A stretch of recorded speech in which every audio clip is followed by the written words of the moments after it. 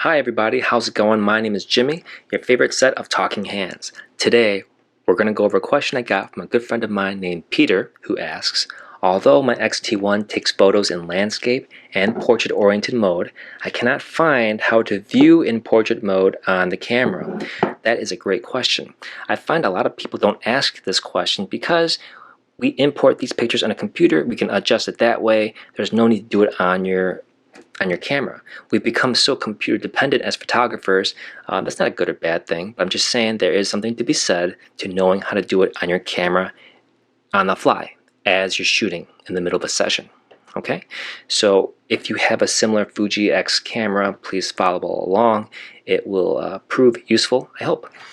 The first step to any good tutorial is taking a award-winning shot in 2 seconds. So here we go. Kapow! Press play with my left thumb. I'm now viewing a great shot. Someone called National Geographic. The search for the picture of the year is over. Just kidding. Alright, so I took the picture in landscape, and the picture when I press play here shows up in landscape. The whole screen gets filled up, right? If I tip the camera on its side like so, I'm now in portrait mode. Take the picture, press play just like before. I get these big black bars to either side of the picture. This means that I took the picture in portrait mode. Now I could look at the picture more enlarged, taking up the whole screen by zooming in, by using this dial here with my right hand. I'm searching for sharpness. Okay, you can do that way. Or you can just reorient the picture any way you want, and that also will fill up the entire screen.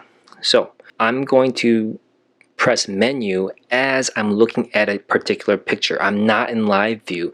If I'm in live view right now and I press menu, I go to a shooting menu, right? If I press play and I'm looking at the last picture I'm interested in changing, now I press menu. I'm going to a playback menu. I can go down and look at these choices that are regards to that one picture. I can resize that one picture, I could erase that one picture, protect it, or even rotate that particular image by pressing the right arrow. And then if you look really carefully here, you can go up, down to rotate it, press OK to set it, or back to cancel it. I'm going to press up until I get really dizzy and want to throw up. Okay, that looks good. I'm going to press OK now. And there we go. It's set like this. Notice how it takes the entire screen.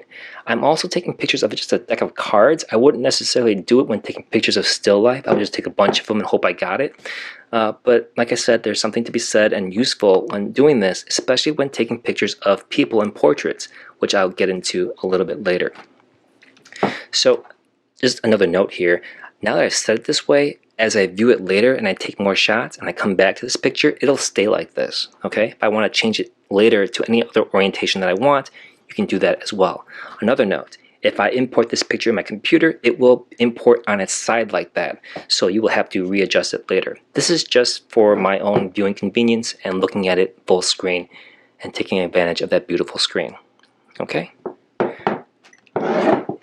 I'm going to do the same thing now with the Xt2, and I'm going to show you that's exactly the same thing. I'm going to take a picture on its side like so, press play, and notice that it is on its with black bar mode right there, portrait mode. And if I want to look at it, take up full screen, I can't just tip it like a cell phone or an iPad, right? There's no sensor in here that allows it to just suddenly shift like that. It would probably cost more to do that, and there's a simple button and method to just rotate it on its own. So I don't think there's going to be a firmware update that allows it to automatically adjust. And honestly, you don't really need it, okay? This is not a cell phone. You want to do that stuff? Take pictures on your cell phone. That's fine. So I'm not in live view. I'm looking at this picture right now because I press play. I can zoom in by using this button right there, the plus sign, okay? Or I can just have it fill up the entire screen. I'll press menu now by looking at that picture, and I go to a playback menu. Just like the Xt1, I can go down to image, rotate, press the right arrow, the same menu appears. You can go up or down, and just kind of go whichever way you want. When you're set, press OK. If you don't like that, you can go back to the same way I did it and just re-rotate it again. Okay, now my thoughts. Do I use this function? Yes, I do. Not really for still life, but it's very handy for taking pictures of people.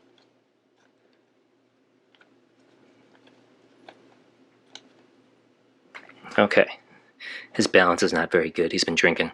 Okay, so this here is an example I wanted to show you guys. I'm going to take pictures of him, for example. Okay, and I press play. This is, of course, in landscape mode, and I will take pictures like this, and it looks fine. But you know, sometimes to mix it up, especially with people, I will take pictures in portrait mode, not kind of screw around like this. And it just gives a different look to the person and the image, and it gives you different angles. And I press play, and of course we're in that portrait mode again. This doesn't bother me so much, but when I'm taking pictures of people, I want to be able to see it in its full screen as I would see it on my computer on the fly. Another good thing is that showing your pictures as you take pictures of your subject, your model, it can instill a certain confidence in them. Like, hey, look how you look. You look amazing on this camera. You're doing a great job. And showing them this is not very inspiring. So I'll go to menu here. As I'm looking at that picture, press image rotate, and then I'll show them this image. So tell me what's better, the one before or showing them this. This is how you look great. Let's keep going.